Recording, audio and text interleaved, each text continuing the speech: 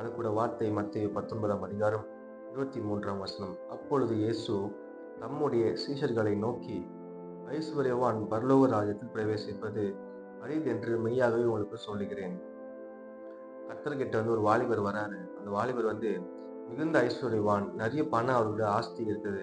கர்த்தர்கிட்ட கேட்கிறாரு, நான் பரலோகத்துக்கு போகணும்னா நான் என்ன பண்ணணும்னு சொல்லி கேட்கிறாரு. கர்த்தர் அநேக ஆலோசனை சொல்றாரு. சொல்லிட்டு கடைசியா சொல்றாரு, உன்கிட்ட இருக்கிறதெல்லாம் வித்துட்டு நீ மத்தவனுக்கு கொடு, கஷ்டப்படுறவங்க உன்கிட்ட இருக்கிறதெல்லாம் கொடுன்னு சொல்லியிருக்காரு. தரித்திரனுக்கு நீ கஷ்டப்படுறவங்க உன்கிட்ட இருக்கிறத வித்து கொடுன்னு சொல்லும் போது, அந்த ஐஸ்வர்யம் என்னன்னா, தன் செய்வதற்கு மனசு வராம என்ன பண்ணிட்டாருன்னா, கர்த்தருக்கு கீழ்ப்படியாம, கர்த்தர் சொன்னது செவி கொடுக்காம, அவர் கஷ்டம் உள்ளவரா திரும்பி போயிட்டாரு. அப்போ கர்த்தர் என்ன சொல்லி புரிய வைக்கிறாருன்னா, ஐஸ்வர்யன் பரலோக ராஜ்யத்தில் சேர்வது கஷ்டம். ஏன்னா கர்த்தரை விட, பரலோகத்தை விட தன் ஐஸ்வர்யத்தை மேன்மையாக நினைச்சுட்டாங்க அவங்க. அதாவது என்ன மனுஷன் என்ன பண்ணிட்டான்னா, கர்த்தர் சொன்னதை கேட்காம தன் ஐஸ்வர்யம் தான் வேணும், ஐஸ்வர்யத்தை நம்பி திரும்பி போயிட்டாரு அவரு.